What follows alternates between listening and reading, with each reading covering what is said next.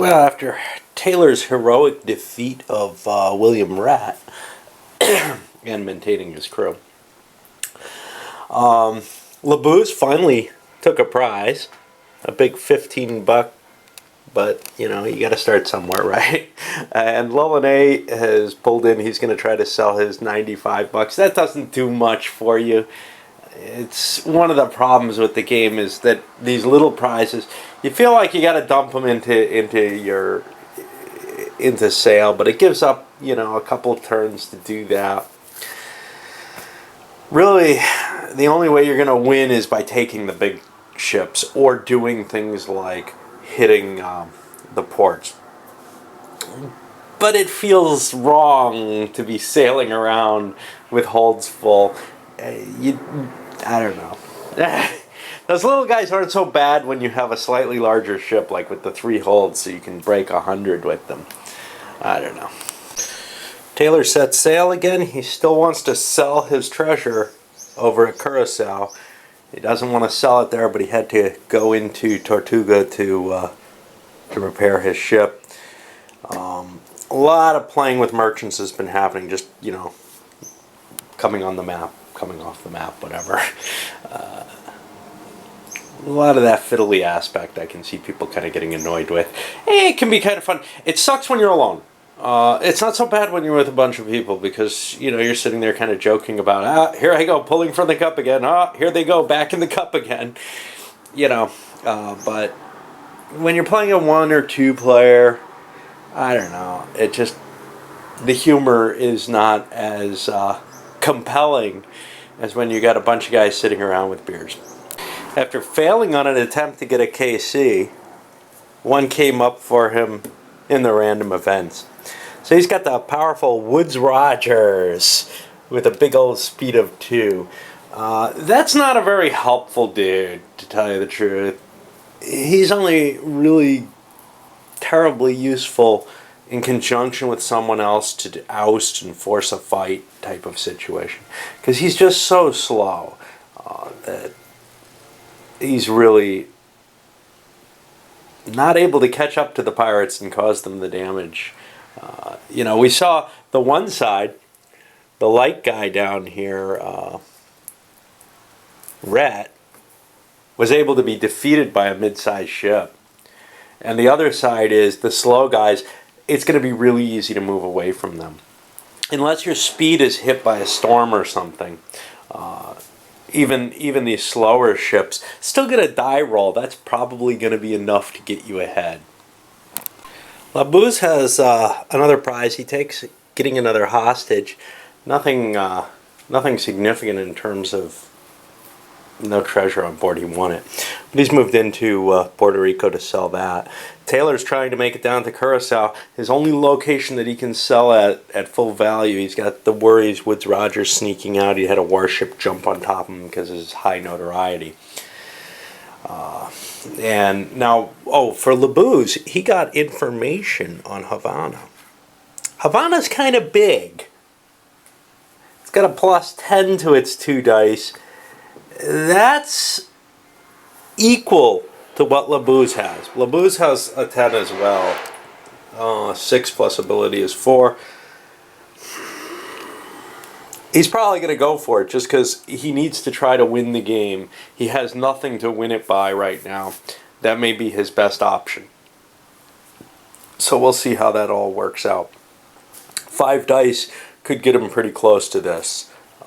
That this is a 5 value port. So I don't remember exactly how burning ports works. We haven't succeeded in one yet. I'm hoping to show it. But I think it's you roll 5 dice and that many hundreds you'll get. So you're probably not going to get too close to that, but it'll give him a big jump. Taylor makes his sale. He's up to 1,540 and 63 notoriety. You know, about halfway there on both counts. I've never seen anybody win a notoriety victory, though. He's got a couple of hostages to sell. That could get him a significant amount of money. They're a D6 times 100. So he's making some definite gains there. They don't add notoriety, though, so that's not as impressive. They've already added that notoriety. He's got to be careful though because of Woods Rogers, these warships around. He's got some danger. Okay, some more moving around. Lolene got schwacked by this British light merchant. He needs an 8 to hit those little tiny things. But on the bright side, he gets his double cruelty if he gets it next time. So next time he needs a 7 though. It's tough with the schooner with an iffy captain.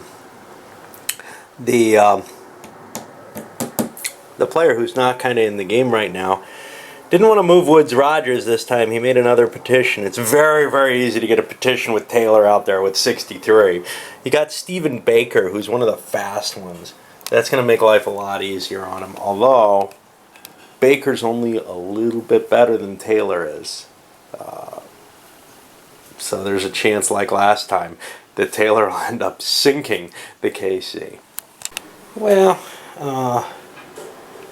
Taylor sells off a hostage. A little before that, we had Baker moving forward. He's going for Labuse. He's going to try to move into place there and just cause problems for him. Might even be able to oust him. I don't remember if KCs can go into foreign ports. I know they can go into the pirate havens and the British ports, but I don't have to look that up. But putting a barrier on Labuse will make things easier. Lolene is quite far away, and having two KCs in the same area tends to work pretty well, if I recall correctly. But that put a random event into play then, actually after Taylor's move, which was a crew unrest. He must pick someone. This guy has no crews to go in unrest. He doesn't want to pick himself. So his choices are Lolene, which would end the game if that ends, or he's going to go for Labuse with his 3 cunning, or 3, yeah, and his 3 leadership as well. And we'll see if Labuse survives this. Okay, Labuse is okay on that crew unrest, the mutiny attempt. That's kind of cool, but that's kind of a sucky thing. Whenever one of these guys gets a crew unrest, they got to target someone, and may even be in a position where they want to target themselves. Lolene got another activation, and over here, well, he failed again. Took another point of damage. Took a wound. Spent his cunning, his last cunning, to avoid that wound, because he figures, you know, if I'm going to be crippled especially, I've got real problems. He probably should have just taken it, because a normal wound you can recover from. It ended up a superficial wound, which means it didn't do anything at all. Bad choice from his point, and that's bringing the end of the game a lot closer, taking his last cunning use away. What I forgot to mention was Labuse got blockaded by Baker back here. Now he's managed to slip away, and he got his unrest back from that. But a lot of danger here. Meanwhile, Labuse has picked up a couple more prizes. His notoriety shot up. Took another hostage in there. I'm heading over here, but I kind of got distracted by some merchants in the way. I'm going to have to sell them at Tortuga, because now I've got a Spanish attack flag. I was going to get that anyway from the port hit. And the only place I could sell are French ports. The one debate is whether or not I might want to hold on to my hostages. The problem is, over here is too dangerous with all those KCs, so I may just do all my sales at the cut rates, because things are getting kind of ugly. These letters of marque aren't going to help me. I can't go get them because I'm already an enemy of those states. And with the KC closing in on him again, Labuse ends up selling his stuff. He's still got his big pile of hostages. Oh, I cheated. I gotta take some money away, I think. I forgot the 80%. But he's selling it to get rid of the holds, because any trip back that way is just too difficult. But it does mean some risk, because he's sitting here. If this guy gets the next move, he gets blockaded again, and that's a problem. Lolene is trying to make his way to New Providence, where he can repair. That's dangerous because Baker's near there, but you know, there's just a point where when you've got somebody hunting and that's all they're doing, the game is close to the end. there's not much you can do about it. You could either delay the game by running away from the hunter all the time, or, you know, take your chance at trying to survive. You do have some chance still, and I think he's pretty much given up anyhow. We also had an anti-governor return to the cup over there, or the tray, because a pro-governor was drawn by random event.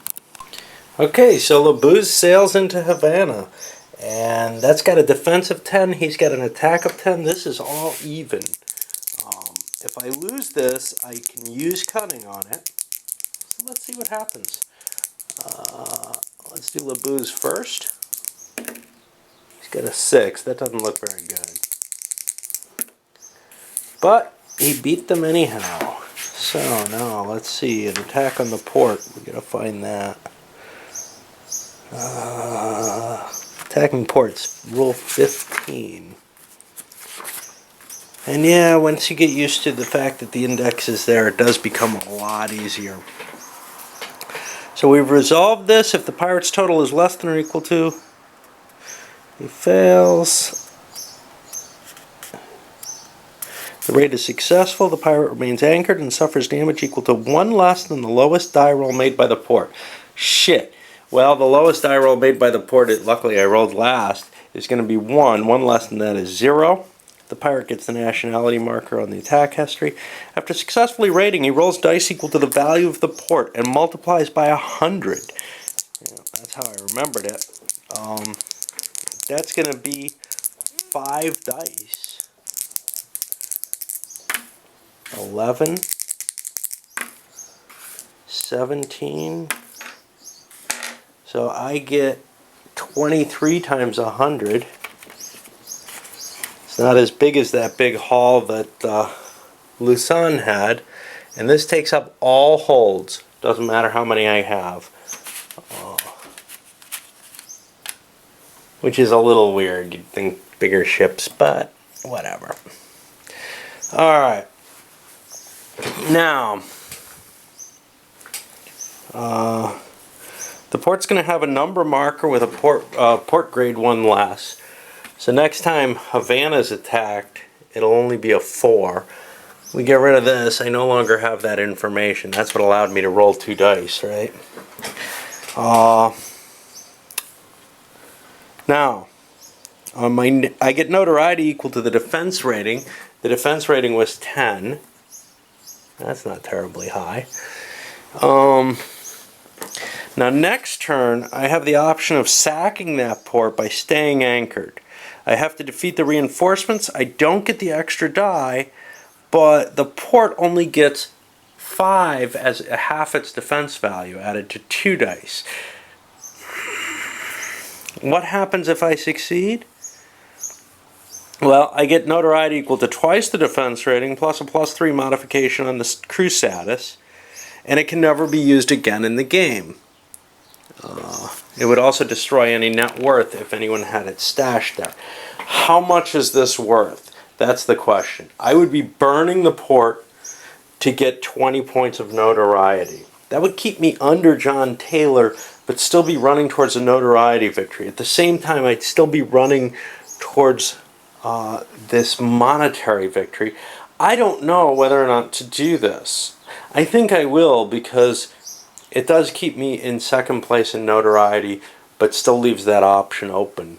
I don't think that I have a terribly good chance at the notoriety victory, but I might as well head in that direction. Of course, that's unless Baker starts sailing my way.